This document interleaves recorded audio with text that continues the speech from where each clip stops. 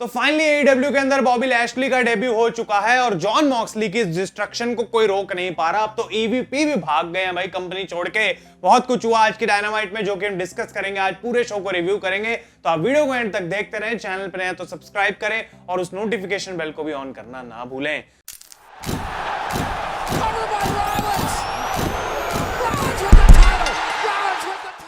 तो गाइस मैं हूं आयुष और आप देख रहे हैं रेसल इंडिया। स्वागत है आपका आज की इस वीडियो में। और सबसे पहले मेरी तरफ से आप लोगों को और आपकी फैमिलीज को एक बहुत ही ज्यादा हैप्पी दिवाली। भाई एंजॉय करो आज के इस दिन को, खुल के मिठाइयां वगैरह खाओ, कोई टेंशन लेने की जरूरत नहीं है। जो भी आप लोगों की लाइफ का स्ट्रेस है या फिर जो भी एंग्जाइटी है वो सब दूर हो जाएगा। लेकिन आज के इस दिन आपको सब कुछ भुला के आराम से आज के दिन को एंजॉय करना चाहिए अपनी फैमिली के साथ। It is the festival of lights. तो मैं चाहूंगा कि आप लोग इसको सेलिब्रेट करें और सेफ भी रहें भाई, वो मेक श्योर करना बहुत जरूरी है। इस शो को स्टार्ट करते हैं ऑरेंज कैसिडी जो कि बात करने आए थे जॉन मॉक्सली के बारे में। और वो बोलते हैं कि किस तरीके से लास्ट वीक उनके बेस्ट फ्रेंड चक टेलर को डिस्ट्रॉय कर दिया गया था ब्लैकपूल कॉम्बैट क्लब की तरफ से।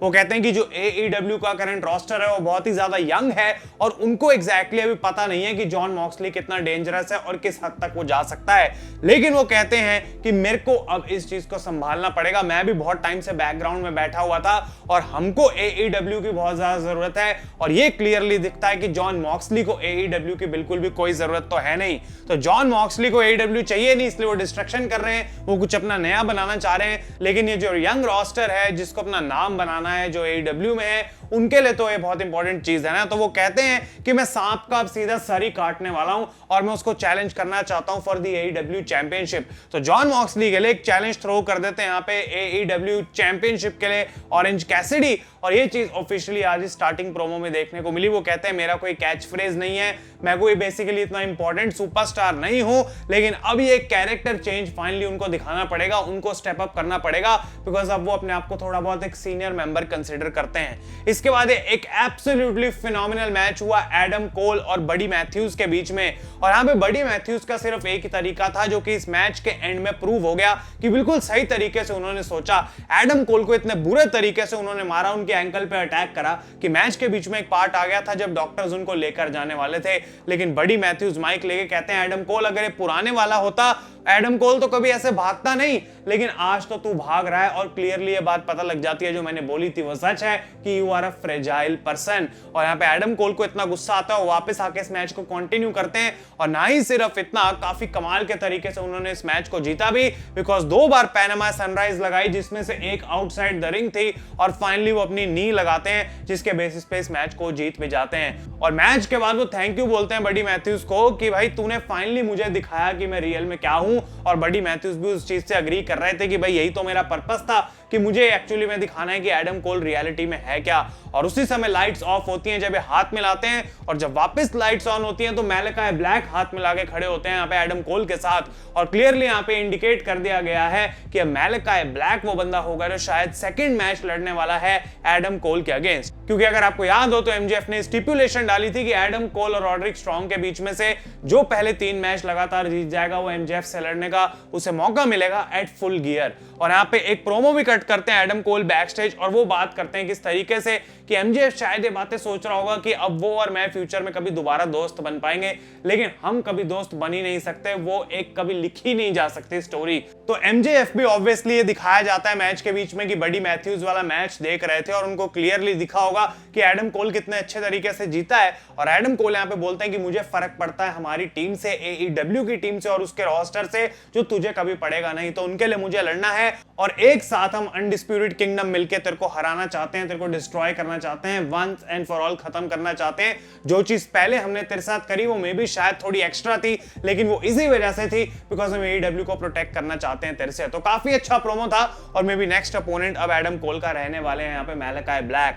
इसके बाद काइल फ्लेचर आते हैं बाहर और वो पहले एक्टिंग कर रहे थे जैसे विल ऑस्प्रे आएंगे और उनको कन्फ्रंट करेंगे, लेकिन मार्क डेविस आ जाते हैं जो कि यूनाइटेड एम्पायर यानी कि इन लोगों की फैक्शन के पार्ट पार्ट थे और काइल फ्लेचर के फॉर्मर टैग टीम पार्टनर भी रहे हैं, अपने ऑजी ओपन टैग टीम के नाम से जाते थे और इनके काफी मतलब अच्छे रिलेशंस हैं, रियल लाइफ अच्छे फ्रेंड्स भी हैं। तो यहाँ पे मार्क डेविस आके बात करते हैं किस तरीके से सब कुछ खत्म कर दिया है काइल फ्लेचर ने। तो काइल फ्लेचर बोलते हैं मैंने सब खत्म कर दिया, मुझे तो डॉन कैलिस ने मेरी आंखें खुलवाई, मेरे को अपनी फैमिली में लाया और मुझे रियलिटी दिखा दी विल ऑस्प्रे की, तेरे को वो दिखनी चाहिए। लेकिन मार्क डेविस कहते हैं भाई देख, तुझे कोई फैमिली की जरूरत नहीं थी जब तेरे पास ऑलरेडी एक एम्पायर था और तूने इस एम्पायर को पूरे तरीके से तोड़ दिया है। तो यहाँ पे वो तो खुश नहीं थे और जा रहे थे और काइल फ्लेचर कहते हैं कि देख भाई, तेरे को भी बहुत जल्दी एक डिसीजन तो बनाना ही पड़ेगा कि आखिर तू किसकी साइड है, बिकॉज अगर तू वो डिसीजन नहीं बना पाता तो मेरे को अपने एंड्स को, जो लूज एंड्स हैं, उनको कट करना आता है, उनको खत्म करना आता है। तो एक धमकी भी दे दी यहाँ पे काइल फ्लेचर ने। ये काफी डिसेंट प्रोमो था और मार्क डेविस से ऑडियंस आई डोंट नो भी इतना रिलेट कर पा रही थी या फिर नहीं, लेकिन स्टोरी लाइन वाइज ये सेंस काफी बनाता है। इसके बाद बैकस्टेज रेने पैकेट इंटरव्यू कर रही थी हैंगमैन एडम पेज की, जहां वो बात करते हैं कि किस तरीके से फाइनली वो जे वाइट को एक बार हराएंगे और आगे बढ़ जाएंगे। फिर उसके बाद वो जे वाइट से लड़ेंगे नहीं, वो कहते हैं हम दोनों का 1-on-1 रिकॉर्ड 4:1 है। तो जबकि जे वाइट को तो पता है कि आके मेरी बैड लेग को वो अटैक करेगा, लेकिन मैं क्या करूंगा जे वाइट को हराने के लिए वो उसको नहीं पता। मेरे पास इतनी अलग अलग स्ट्रेटेजीज हैं, वो गैस ही नहीं कर सकता किस तरीके से मैं उसको अटैक करूंगा। और वो कहते हैं कि अब इफ का नहीं व्हेन का सवाल है कि जब मैं जे वाइट को हरा दूंगा तो तब उसके बाद में उसको पीछे छोड़ के आगे बढ़ जाऊंगा, बिकॉज और बहुत चीजें हैं हैंगमैन पेज के पास करने के लिए। ये एक काफी अच्छा प्रोमो था और वो कहते हैं कि काफी हर्ट और बुरी हालत में मैं छोड़ के जाऊंगा जे वाइट को। इसके बाद जॉन मॉक्सली और ब्लैकपूल कॉमेट क्लब आते हैं रिंग के अंदर और वो आंसर देने वाले थे यहाँ पे ऑरेंज कैसिडी का। और मॉक्सली बात करते हैं कि किस तरीके से किसी को समझ नहीं आएगा कि जो उनके एक्शंस है वो कहां पे लीड कर रहे हैं, बिकॉज सबके अच्छे के लिए वो ये सब कर रहे हैं। और उसके बाद वो कहते हैं कि ऑरेंज कैसिडी को ऐसा लगता है कि वो मुझे चैलेंज कर रहा है, जबकि मैंने उसको ऑलरेडी चैलेंज कर दिया था लास्ट वीक चक टेलर को अटैक करने के बाद। वो कहते हैं कि वो एक ऐसी डिस्ट्रैक्शन थी जिसको मैंने कट किया था ताकि ऑरेंज कैसिडी फोकस कर सके अपने गोल्स पे, बिकॉज ऑरेंज कैसिडी एक ऐसा बंदा है जो हमारे टाइप का बंदा है। यानी कि वो कहना चाह रहे हैं कि ये हमारे साथ होना चाहिए था, लेकिन क्या वो उस हद तक जा सकता है, क्या वो अपने आप को त्यागने के लिए तैयार है, क्या वो अपने आप को कॉम्प्रोमाइज करने के लिए तैयार है। और इस पूरे AEW के लैंडस्केप को या रिंग को वो वैली बुलाते हैं और कहते हैं मैं तो इसके अंदर मरने के लिए भी तैयार हूं, अगर ऑरेंज कैसिडी उस चीज के लिए तैयार है तो मुझे जाके बात समझ आएगी, लेकिन काफी सारे कॉम्प्रोमाइज तुम्हें करने पड़ेंगे। तो ऑरेंज कैसिडी का वो चैलेंज तो एक्सेप्ट करते हैं और ये मैच अब फुल गियर में होने भी वाला है। लेकिन यहाँ पे मॉक्सली एक और पॉइंट प्रूव करना चाहते थे, तो व्हीलर यूटा को पकड़ते हैं और उनको डिस्ट्रॉय करना चाहते थे, भाई ये दिखाने के लिए कि वैली में कोई भी सेफ नहीं है, इस वैली में तुम्हें अपनी जान देने के लिए कोई बुरा फील नहीं होना चाहिए। लेकिन व्हीलर यूटा इससे पहले उनको अटैक किया जाता, जो कि अजीब सा तो था। ऑरेंज कैसिडी आ जाते हैं बाहर और यहाँ पे वो अटैक करना स्टार्ट कर देते हैं जॉन मॉक्सली को।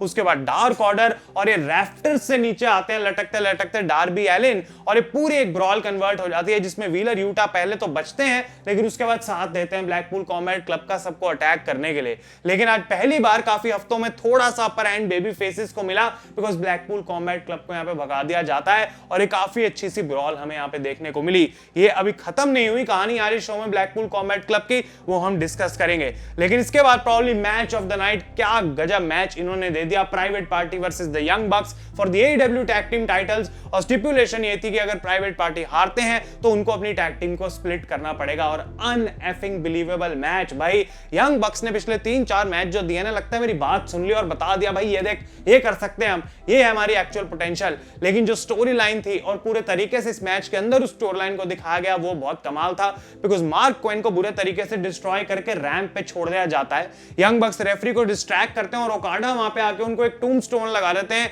यानी कि मार्क क्वेन का तो काम हो चुका था खत्म। लेकिन रिंग के अंदर आइजिया कैसिडी, जिनका ऑलरेडी खून भी निकल रहा था, उनको यहाँ पे बुरे तरीके से डिस्ट्रॉय करके सारे मूव्स उनके ऊपर लगाए जाते हैं भाई। इनफैक्ट यहाँ पे EVP ट्रिगर लगाया गया, सब कुछ जो यंग बक्स पॉसिबली कर सकते थे करा गया, बट आइजिया कैसिडी किक आउट पे किक आउट कर रहे थे, उनको यकीन नहीं हो रहा था।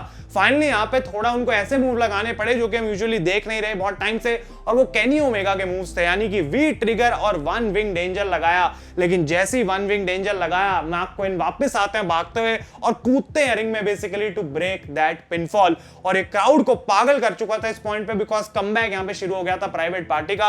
और finally at the end of the day हमें देखने को मिला कि यंग बक्स इतने क्लोज आने के बाद, इतनी सारी चीजें करने के बावजूद भी इस टाइटल को हार चुके हैं और फाइनली प्राइवेट पार्टी ने मैच को जीत लिया है and they are the new AEW tag team champions. मजा आ गया इस मैच को देख के, जिस तरीके से ओवरऑल सब कुछ दिखाया गया और यंग बक्स इनफैक्ट खुद यहां पे टाइटल्स देते हैं और प्राइवेट पार्टी के हाथों में उसको सौंप देते हैं, जैसे कि वो अब डिजर्व भी करते हैं। लेकिन यंग बक्स ने क्या वो एक्चुअली में वैसे सोचा, उसमें मैं अभी आ रहा हूं। लेकिन प्राइवेट पार्टी के लिए बहुत अच्छा फील हो रहा है भाई, बिकॉज फाइनली ऐसा लग रहा है कि उनको एस्टैब्लिश करा गया as a good tag team. उनके पीछे एक स्टोरी दिखाई गई है, कुछ प्रोग्रेस दिखाया गया है और अब इसको बिल्ड करना पड़ेगा, कंसिस्टेंट रखना पड़ेगा। बट ओवरऑल मैच बहुत बढ़िया था। अब बैक स्टेज यहाँ पे जैक पेरी जा रहे होते हैं, लेकिन डैनियल गार्सिया आके उनकी गर्दन पकड़ लेते हैं और कहते हैं यंग बक्स तो टाइटल हार गए, अब तू भी टाइटल हार जाएगा। तो यहाँ पे जैक पेरी बुली करने की कोशिश करते हैं डैनियल गार्सिया को। उनको बोलते हैं कि भाई देख, एक टाइम पे ये लोग भी मेरे लिए डांस करते थे, याद है ना, तो मैं किसी को भी अपने इशारों पे नचा सकता हूं, मैं कुछ भी कर सकता हूं। डैनियल गार्सिया वहां से चले तो जाते हैं बिकॉज उनको बहुत खुंदक आ रही थी जैक पेरी पे।